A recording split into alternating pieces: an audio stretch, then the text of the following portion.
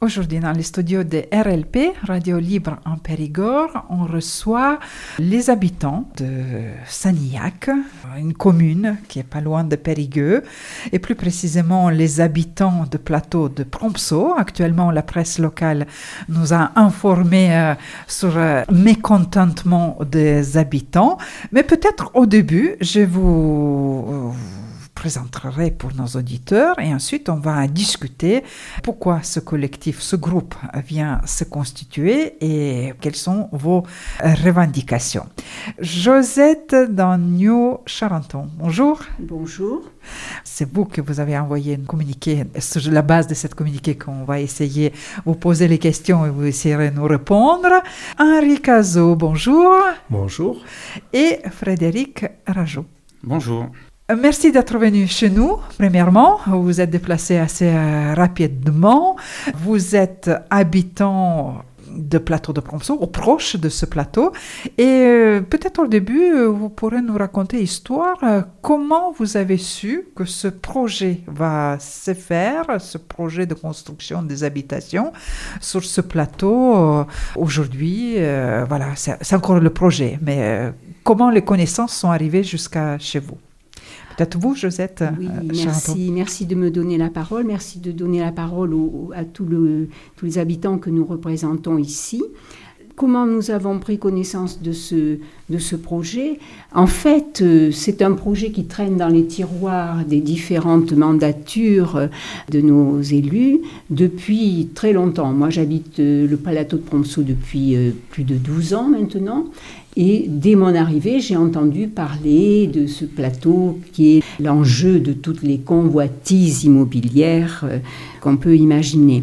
Donc, il y a eu de multiples tentatives de faire passer une urbanisation dense sur ces parcelles. Et aujourd'hui, eh bien, le projet ressort de ces vieux tiroirs et suscite notre indignation. Pour diverses raisons que nous allons exposer, mais chacun peut aussi prendre la parole. En gros, c'est l'objet de notre ressentiment, si l'on peut dire. Pour nos auditeurs, on peut décrire plateau de Prompso. Il y a les quartiers avec les habitations, mais il y a une très grande partie boisée avec les forêts, la route et même espace destiné aux piétons, aux vélos, une voie verte qui longe cet endroit. Donc, c'est un endroit paisible, on va dire prestigieux aussi pour les habitants. Mais ce projet, élargir les habitations, est un petit peu mis sur le plan de l'obligation de construire logements sociaux, on va dire. C'est un petit peu sur ce fait-là qu'on base nécessité de construire un nouveau logement. Oui, alors on en revient toujours à ça, on en revient à un ou deux arguments de base que nous présentent les élus de la majorité actuelle municipale. On les connaît, ces arguments, ils sont de deux ordres. D'abord, il faut remplir l'école des Sébrades. Et ensuite, il faut effectivement, au titre de la loi SRU, construire, densifier et en particulier des logements sociaux. Alors, il faut que nous soyons très clairs sur ce point parce que s'il est vrai que l'environnement tel que vous l'avez décrit est un environnement précieux, très fréquenté, non seulement des proches du plateau, mais aussi des habitants de Périgueux, des joggeurs, des gens qui se délassent, qui viennent faire un petit tour de vélo avec les enfants, etc. Mais ça veut dire que entre les 10 hectares de forêt, les 8 hectares à peu près de prairies et les 12,5 hectares de ce qui était jusqu'à il y a très récemment des champs cultivés, il va y avoir cette densification. Enfin, la mairie projette de construire 140 logements, dont 83 logements sociaux. Alors, nous ne sommes en rien contre la construction de logements locatifs, privatifs ou sociaux, mais pourquoi à cet endroit-là? Pourquoi détruire cet environnement qui est rare dans le Grand Périgueux? Et pourquoi densifier à ce niveau-là, arriver à un projet pharaonique qui de plus ne prend pas en compte tout ce qui peut, dans l'état actuel du plateau, servir de zone tampon, y compris au niveau climatique. On pourra en parler un petit peu plus peut-être, mais il est question de régulation thermique par rapport à la forêt, il est question d'artificialisation des sols alors que, à l'heure actuelle, bien sûr, la pluie, toutes les eaux pluviales peuvent être absorbées par le sol, etc., etc. Il est question aussi de densification du trafic urbain, notamment vers le bas des Sébrades, et surtout parce que beaucoup de Périgourdins ont compris que la route de Jargues pouvait être, à partir de la Rampensol, un itinéraire de contournement justement de celle-ci pour arriver en bas de Saint-Georges, en bas du plateau. Donc voilà, il y a vraiment, je dresse là le tableau très rapide des nuisances auxquelles nous allons être exposés si ce projet se fait. Mais nous ferons tout pour le contrer. Vous avez très très bien décrit. On a vu pendant la manifestation des agriculteurs, quand le rond-point était bloqué, la majorité de camions et de voitures ont emprunté cette route. Et oui. Plusieurs ont été surpris. Qu'est-ce que ça peut donner? Trafic beaucoup plus dense, n'est-ce pas, Henri Cazot? Oui, ça va densifier la route de Sansonnet, entre autres, et Prompso par là même, en descente. Ça surprend, parce que c'est vrai, on dirait qu'on est presque à la campagne, aux portes de Périgueux, aujourd'hui, et quand on essaie d'imaginer tous ces logements et tous ces trafics qui peuvent être autour, difficile. Nous perdons les champs, les prés, c'est dommage. Surtout dans ce contexte actuel, quand on parle beaucoup de replantation des arbres, sauvegarde d'espaces verts, avec les canicules qui s'annoncent dans les semaines à venir. Donc tout ça, on est un petit peu surpris par tout ce type de projet, n'est-ce pas? Et 140 maisons, il n'y aura pas beaucoup d'espaces verts, je suppose, ni d'arbres plantés. Et tout le monde sera, bien sûr, avec son véhicule personnel et tout le reste qui est autour, n'est-ce pas? Ça va augmenter le trafic. Vous êtes bien sûr contre ce projet, n'est-ce pas? Après, si je peux me permettre, oui, Frédéric on a l'exemple récent de l'autoroute Toulouse-Castres qui est à moitié commencée, qui est à moitié finie. Il ne faudrait pas que le projet du plateau de Pronceau fasse de même. Il faut que la majorité des gens soient au courant de ce qui va se passer. Et personnellement, quand je discute avec les gens du plateau ou les gens qui sont pas sur le plateau mais pas loin, c'est mon sentiment, mais je peux me tromper, j'ai l'impression que pas grand monde est au courant qu'il va y avoir un projet de construction. Voilà. Donc c'est ça qui m'embête. Je pense que les gens qui habitent en bas du plateau de Pronceau, ils vont avoir, vous avez 140 logements multipliés par 2 voitures, le matin et le soir. Ils vont avoir un trafic un petit peu plus dense que d'habitude. Est-ce que ces gens-là sont au courant? Personnellement, je ne pense pas. Donc il ne faudrait pas que ce projet commence, que les gens soient au courant, et qu'après qu'on stoppe tout. Il faut que la majorité des gens soient au courant, que la majorité des gens discutent du bien fondé, premièrement. Et deuxièmement, autour de Périgueux, c'est une partie agricole, champs, bois, c'est la partie au niveau agglomération de Périgueux qui est la plus proche de Périgueux. Est-ce qu'on veut faire de cette dernière parcelle encore des constructions? Pourquoi pas la garder? Tout est construit autour. On ne va pas me dire sur une agglomération comme Périgueux, on a besoin de 140 logements, avec ce qui s'est construit à Boulazac, à Chamiers et ailleurs. Plus au niveau de ville de Périgueux, je pense qu'il y a des logements qui sont vides et on court après pour la construction. Donc c'est ça qui m'embête un peu. Pourquoi on ne préserverait pas la dernière parcelle verte? On voit que les habitants n'étaient pas consultés, c'est ça? Ce projet arrive comme ça, tout près, presque, avec les dates assez proches, et en plus les dates qui correspondent avec les dates des élections municipales. Comme vous dites, il se peut que l'opposition va se montrer et ce projet risque d'être stoppé. En tous les cas, nous nous constituons en association pour la sauvegarde du plateau de Prompso, et à ce titre, association loi 1901, enregistrée en préfecture et au journal officiel. Donc, à ce titre-là, nous nous dotons des moyens de porter nos revendications contre ce projet au tribunal administratif.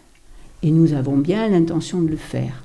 C'est pourquoi nous appelons les Périgourdins, tous les gens qui, comme nous, sont choqués de l'absence de concertation, de ce projet pharaonique, qui doutent du bien fondé de cet immense chantier qui va nous priver de façon radicale de cet espace de respiration. Moi, j'appelle ça un poumon vert qui devrait être sanctuarisé. Tous les gens qui pensent comme nous, je les appelle au nom de notre groupe et de notre collectif à nous rejoindre. Et nous proposons une réunion d'ailleurs dès vendredi 13 juin de 18h à 19h30 environ, qui se déroulera 10 impasse de Touvent, c'est sur le plateau. Je redis bien, le 13, du 18h à 19h, 10 impasse de Touvent. Et nous espérons que les Saniacois, proches ou plus lointains, seront intéressés pour venir s'informer, nous contacter, échanger avec nous, non seulement sur les modalités de lutter contre cette décision du Grand Périgueux, mais aussi de chercher avec nous des alternatives possibles à ce que pourrait devenir le plateau de Prompsault, compte tenu précisément de la fréquentation appréciée de tous les Périgourdins, du fait que c'est une zone très agréable, certes, mais aussi très fragile, où des espèces de biodiversité ont été d'ailleurs repérées et qu'il va falloir protéger. Et donc, venez vous informer, venez échanger avec nous, venez nous proposer les idées que vous avez pour le devenir de ce plateau de façon constructive, positive et en accord avec les préoccupations climatiques qui sont à l'ordre du jour. Parce que ce projet de lotissement du plateau de Prompsault, il date de décennies et on a l'impression qu'il ressort de façon complètement obsolète, archaïque, comme si rien n'avait changé dans le monde d'aujourd'hui. Or, tout a changé. Et ce projet contreront à cause de cela, parce qu'il s'agit bien sûr de notre environnement, mais pas de notre environnement égoïste, mais de l'environnement de façon générale, et aussi de l'avenir, parce que qu'est-ce que nous allons laisser aux prochaines générations? Une densification de logements qui va banaliser toute cette zone, qui va l'apparenter à une banlieue, une nouvelle banlieue de Périgueux qui s'étend, qui ne cesse de s'étendre. Voilà, donc nous espérons en faire entendre notre voix de cette façon. Vous avez parlé des alternatives, peut-être vous avez quelques idées déjà? Moi personnellement, si je peux prendre la parole, il y a une quinzaine d'années, j'avais vu un projet sur le plateau de Prompsault où il y avait 300-350 maisons qui allaient de la zone constructive actuelle et qui allaient beaucoup plus loin. Donc ça veut dire, c'était un projet, on était d'accord ou pas d'accord, mais on construisait 350 maisons. Là maintenant, c'est passé à 140 maisons sur une parcelle, et les autres ne seront pas constructibles. Je voudrais qu'il y ait un projet d'ensemble, c'est-à-dire qu'on ne fasse pas pendant une décennie un lotissement, puis dans 10 ans un lotissement, et dans 10 ans un troisième lotissement. Pourquoi pas réfléchir, à plus long terme, comment on réaménage ce plateau de Prompsault? Il y a le bourg, qui est loin des Sébrades, il y a les Sébrades, et qu'est-ce qu'on propose aux ados, aux enfants, pour jouer sur le plateau de Prompsault? Les infrastructures sont soit au bourg, soit à Périgueux. Qu'est-ce qu'on propose? On ne propose rien. Il faudrait, d'après moi, une réflexion plus large. Comment on réaménage ce plateau si on veut le réaménager? Est-ce qu'on fait un mini-bourg? Il ne faut pas agglomérer, selon moi, des lotissements. On les met bout à bout et ça donne des villes-dortoirs. Il faut réfléchir à plus d'harmonie et plus de vie. Pourquoi pas faire un petit village si on veut construire, mais bien pensé. Avec espace vert sauvegardé, parce que même maintenant, il y a ceux qui marchent, qui courent, qui ont pris habitude de s'approprier de cet espace, mais pas un espace qu'on prévoit le projet. Il faut penser les choses, pas sur les 3, 4, 5, 6 ans, il faut penser les choses sur les 30 ans. Qu'est-ce qu'on veut faire? Le bourg est loin. Les gens de Périgueux, moi je suis sur le Sanilhac, mais j'habite près de Périgueux. Il faudrait faire quelque chose, des infrastructures, peut-être réfléchir à ne pas faire que des habitations, mais un projet viable sur 30 ans à long terme. Mais en attendant, vous êtes contre et vous voulez réagir et vous voulez s'opposer. Et apparemment, côté administratif et juridique, il y a encore de possibilités à dire non à ce projet. Après, si vous venez voir, vous verrez la beauté du paysage, quoi. Et quand on passe sur la route, et on va se dire, il peut y avoir 140 maisons avec des nuisances, avec des voitures en plus, si proche de Périgueux, comme j'ai dit en début d'interview. Pourquoi pas le garder? C'est le dernier, pourquoi pas le garder? Et au lieu de faire comme les autres communes, faisons quelque chose de différent, qui va démarquer Sanilhac, de Boulazac qui construit, de Chancelade qui construit. On peut construire, mais peut-être un peu plus loin ou différemment, et gardons cet espace près de Périgueux, qui attirera tous les Périgourdins. Qu'il y ait des maisons aérées, qu'elles ne soient pas empilées les unes comme on voit actuellement, les unes sur les autres.